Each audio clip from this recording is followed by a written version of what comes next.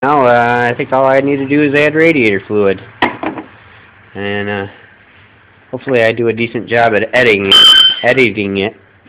I hope this helps you out. It was my first time. What I forgot is about this bottom shroud down here underneath the car. A little piece there.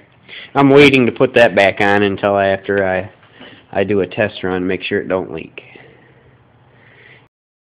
Here's another little tip here, because it's got such a small little hard to get to spot for the radiator.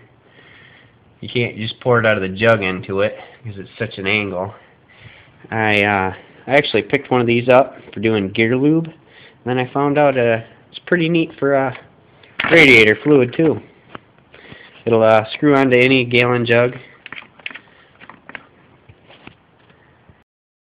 Oh, started it up and just checking for leaks. Like I said, I left this panel off just so I could double check to make sure there's no leaks. It's a little wet down here still, but I don't see anything fresh dripping. It'll all dry out and evaporate.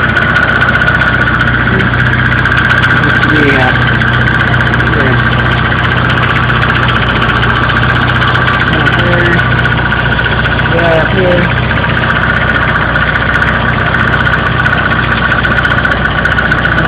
Dry out. Not leaking. Double check to make sure that drain plug is tight.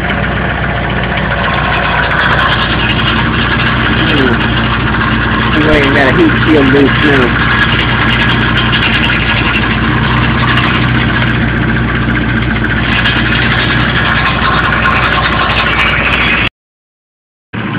Oh, we got a little bit of smoke here, but that's just that lubricant I sprayed on the manifold bolt.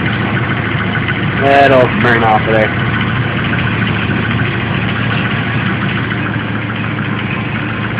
I don't know if you can see it. Yeah.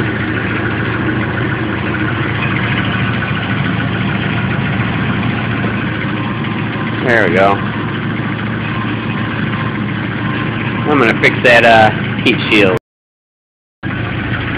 Oh, I got that heat shield fastened up there, and all I'm going to do is pour a piece of iron around it. I'll quiet it down. Nothing fancy. It's my own personal car. It's a paperboy car. And now I'm just going to put the heat shield back on there. Or the front splash shield. There we go. It's a 2001 Ford Escort. A duct tape mirror. It's winter time, so just in case I get stuck, keep my strap hooked up, tuck it in the trunk. You tuck it in a little further. I was getting radiator fluid out of the trunk.